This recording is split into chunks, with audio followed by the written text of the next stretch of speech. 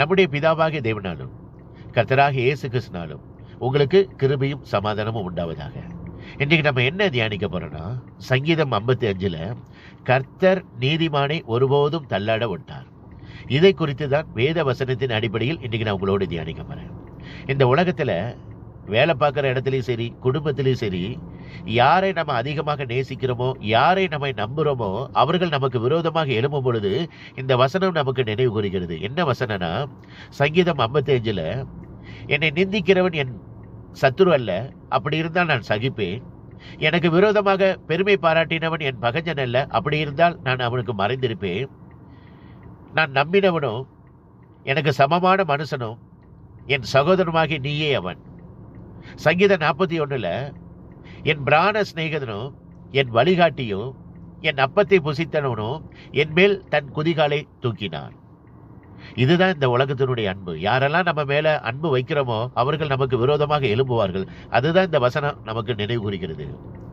யூதாஸ் காரியத்து 30 வெள்ளிக்காசுக்காக இயேசு கிறிஸ்துவை காட்டி கொடுத்த பொழுது பிதாவானவர் இயேசு கிறிஸ்துவிடம் எல்லாவற்றையும் கையில கொடுத்ததையும், தாம் பிதாவினிடத்திலிருந்து வந்ததையும், திரும்பவும் பிதாவினிடத்தில் போகிறதையும் இயேசு கிறிஸ்து நன்றாக அறிந்திருக்கிறார். ஆனாலும் யூதாஸ் காரியத்தின் செயலினால இயேசு கிறிஸ்து அநேக மனவேதனை அடைந்தார்.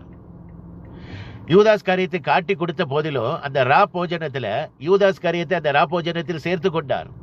சேர்த்து கொண்டது மட்டுமில்லாமல் அவருடைய காலை கூட கழுவினார். அதுதான் கிறிஸ்துவனுடைய அன்பு. இதுல இருந்து நம்ம சொல்ல வேண்டிய சத்தியம் என்னன்னா, நமக்கு யாரால் நம்ம மேல அன்பு கூறுகள்கிட்ட மேல அன்பு கூறுவது பெரிய மேட்டரே கிடையாது. நம்ம வாழ்க்கையிலையும் சரி, வேலை பார்க்குற இடத்துலையும் சரி, நமக்கு விரோதமாக யாரெல்லாம் நமக்கு தீங்கு அனுபவிக்கிறாங்களோ, யாரெல்லாம் நம்ம விரோதமாக எழுப்புகிறாங்களோ, அவங்ககிட்ட நம்ம கிறிஸ்துவனுடைய அன்பை நம்ம வெளிக்காட்டணும். உதட்டளவில் இல்லை. ஏன்னா இருதயங்களை கர்த்தர் ஆராய்வார், அறிந்து கொள்வார். அவர்களிடம் நம்ம கிறிஸ்துவனுடைய அன்பை நம்ம நிலை காட்டணும். அப்பொழுதுதான் கர்த்தர் நீதிமானை ஒருபோதும் தள்ளாட மாட்டார். இந்த வசனம் நம்ம வாழ்க்கையில கிரியை செய்யும். வேதம் அழகா சொல்லியிருக்கிறது, ஒருவன் ஒருவனுடைய வழி கர்த்தருக்கு பிரியமாக இருந்தால் அவனுடைய சத்துருக்களை அவனுடைய சமாதானமாகும்படி செய்வார். அதனால கிறிஸ்துவனுடைய அன்பை நம்ம வெளிப்படுத்தணும். வேத வசனம் அழகா சொல்லி இருக்கிறது, நான் உங்களில் அன்பு கூறுவது போல நீங்களும் ஒருவரில் ஒருவர் அன்பு கூறுங்கள்.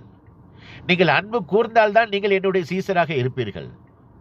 நேற்றுக்கு இன்றைக்கு மட்டும் இல்லை, ஆதி காலம் முதல் நமக்கு கர்த்தர் கொடுத்த வசனம் சத்தியம் அன்பு கூற வேண்டும்.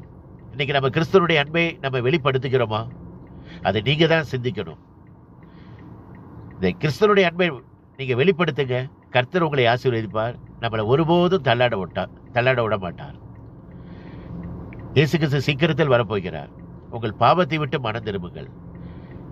நம்முடைய பாவத்துக்காக வேத வாக்குகளின்படி அவர் மரித்து, வேத வாக்கியங்களின்படி அவர் அடக்கம் பண்ணப்பட்டு, வேத வாக்கியங்களின்படி 3ஆம் நாள் உயிர் தெழுந்தார். இன்றைக்கு அவர் உயிரோடு இருக்கிறார். இயேசு கிறிஸ்து சீக்கிரத்தில் வரப்போகிறார். உங்கள் பாவத்தை விட்டு மனம் திரும்புங்கள். பரலோக ராஜ்யம் சமீபத்திருக்கிறது.